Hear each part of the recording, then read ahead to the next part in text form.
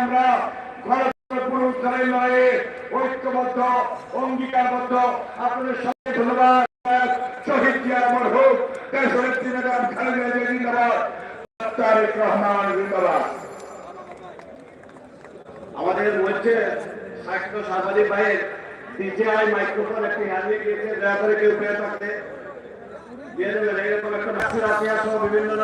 দর্শক, আমরা সিলেটের আলিয়া মাদ্রাসার মাঠ থেকে সিলেট বিভাগীয় গণসমাবেশকে সফলের লক্ষ্যে বিএনপির কেন্দ্রীয় নেতাদের বক্তব্য চলছে। আপনারা অবশ্যই আমাদের সাথে থাকুন এবং উপভোগ করেন আমাদের আজকের এই সরাসরি লাইভটি সিলেটের ঐতিহ্যবাহী আলিয়া মাদ্রাসার মাঠ থেকে।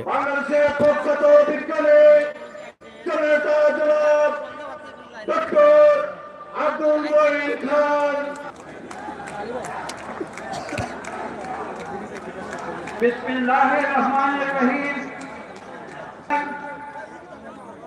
আমাকে আমাদের দল বিএনপি একটি দায়িত্ব দিয়েছিল। আমি আপনারা বলুন, এই মাঠ আজকে পূর্ণ হয়েছে কি হয় নাই? আলহামদুলিল্লাহ। আমি চেষ্টা করেছি সেই দায়িত্ব পালন করতে। আমার সঙ্গে করেছেন, আমি আপনাদের সকলের প্রতি কৃতজ্ঞতা আবারও প্রকাশ করছি। সিলেটবাসীর উদ্দেশ্যে আমি না বলে পারছি, বছর আগে হযরত শাহজালাল তার ভাগ্নে হযরত শাহ পরানকে নিয়ে দেশে এসেছিলেন। কেন এসেছিলেন? তিনি এসেছিলেন একটি গৌর গোবিন্দ, একটি শিশু জন্মের পর একটি ভূমিষ্ঠ হয়েছিল শিশু। সেই শিশুকে নিষ্ঠুরতার সঙ্গে ইতিহাস। তৎপরবর্তীতে দিল্লির বাদশাহ ফিরোজ শাহ কোটলা পর 3 বার সৈন্যবাহিনী সিলেটে পাঠিয়েছিলেন গৌর গোবিন্দকে দমন করবার জন্য। কিন্তু দরগা শরীফে যায় হযরত শাহজালালের কাছে, তিনি 360 জনকে নিয়ে ফিরোজ শাহ কোটলার সেনাবাহিনীকে সহযোগিতা দেবার উদ্দেশ্যে আছে মাঠটাকে দিতে হবে। সংক্ষেপে বলছি, সেই অন্যায়ের কথা আমি বলছি এই কারণে যে আজকে শুধু সিলেটে নয়, সারা বাংলাদেশে করছি।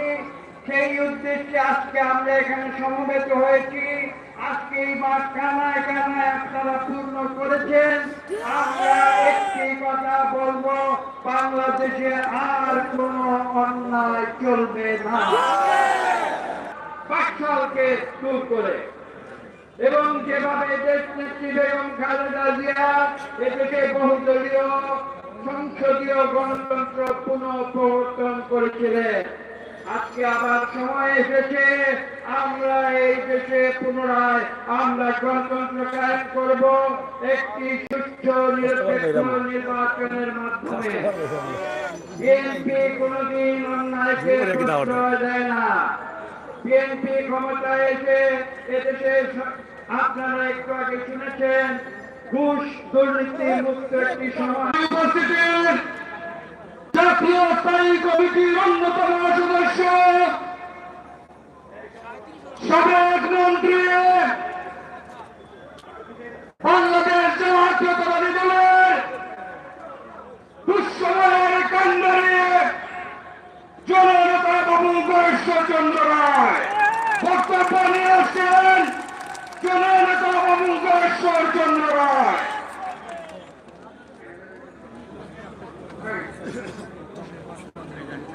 বাংলাদেশ জাতীয়তাবাদী দল কর্তৃক দেশনীতি দল কর্তৃক দেশনীতি বেগম খালেদা জিয়ার নিঃশর্ত মুক্তি এবং নিত্য প্রয়োজনীয় দ্রব্য মূল্য ঊর্ধ্বগতির প্রতিবাদে আজকে আয়োজিত তখন মুখ ধরফর করে আওয়ামী লীগের সাথে উঠিছে ঠিক কিনা? তত্ত্বাবধায়ক রাখে কিনা?